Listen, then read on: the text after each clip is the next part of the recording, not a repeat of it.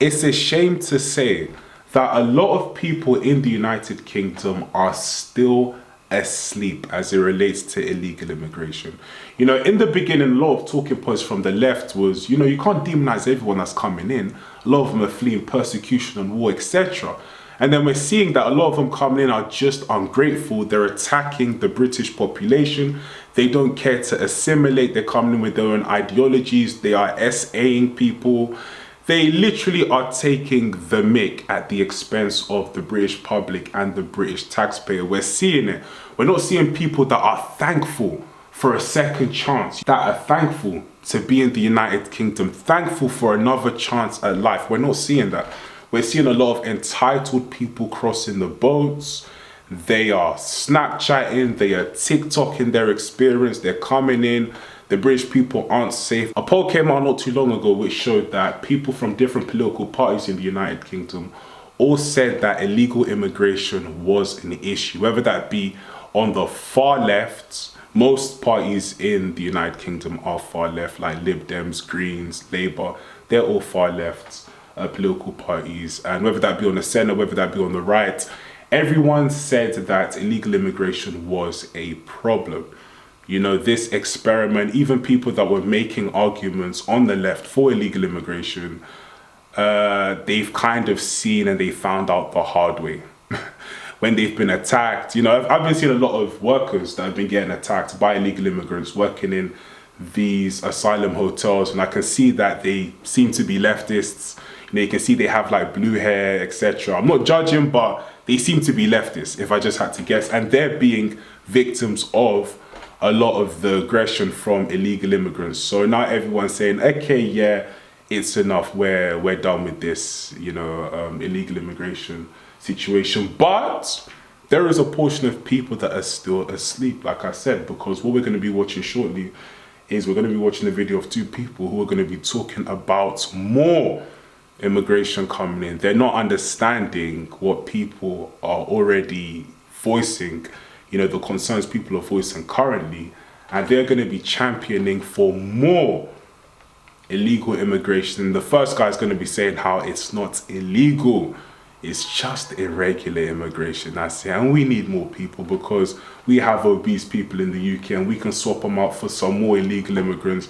He doesn't know. I don't know what planet this guy's on. But anyway, guys, let's get straight into the video. You can arrive in this country irregularly on a small boat. Not illegal. Do you think this flag's important, sir?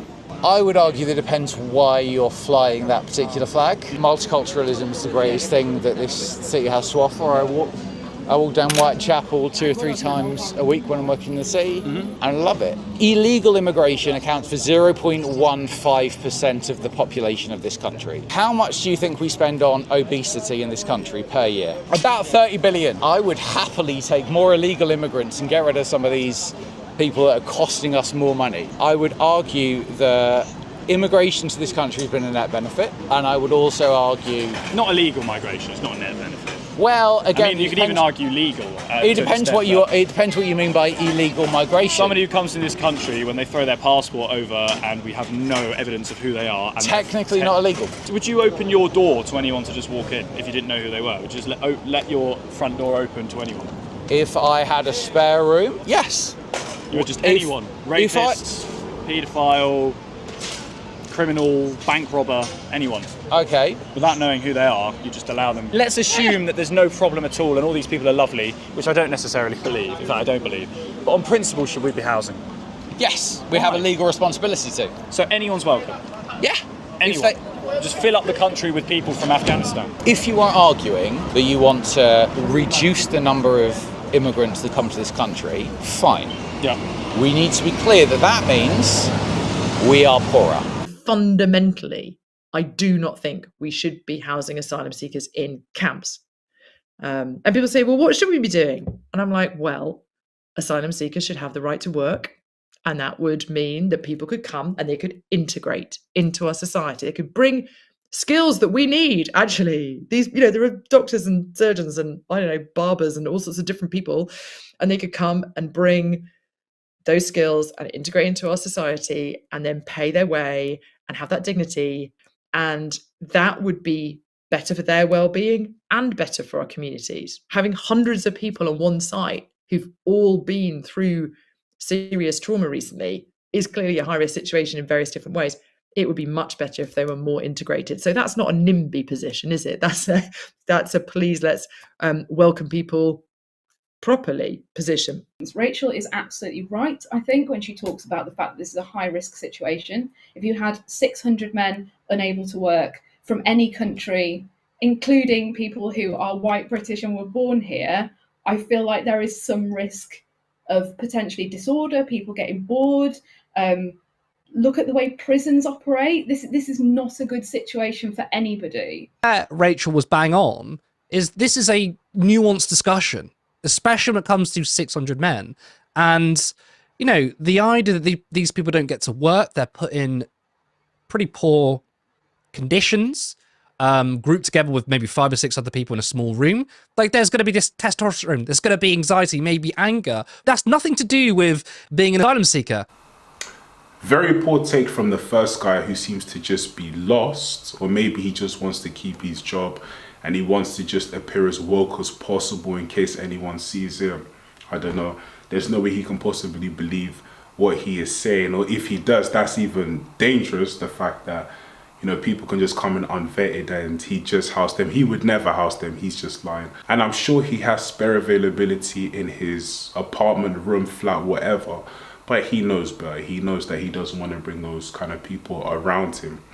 But everyone else should just deal with the matter. So that's the first guy. Now in the second clip, whereby Rachel's talking about how the UK could do with more doctors, engineers, barbers. Aren't barbershops being raided in the UK for money laundering? Like, we're seeing a lot of barbershops in the UK being raided for money laundering, and she thinks more barbers are needed in the United Kingdom. We're seeing that it's not doctors and engineers coming in. Let's just stop being silly.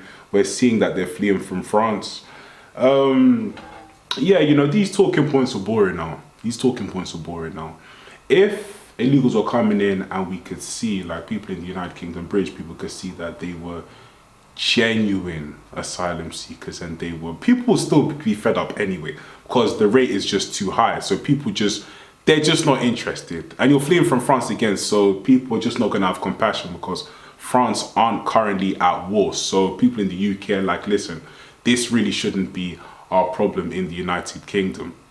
But if people are coming in and there was no crime and people were literally just trying to, and you could see that they were genuinely seeking refuge, then that would be a different story. But when they're coming in and attacking the British people, they're coming in, they're behaving violent, they're coming in, they just don't care. There's just no law and order.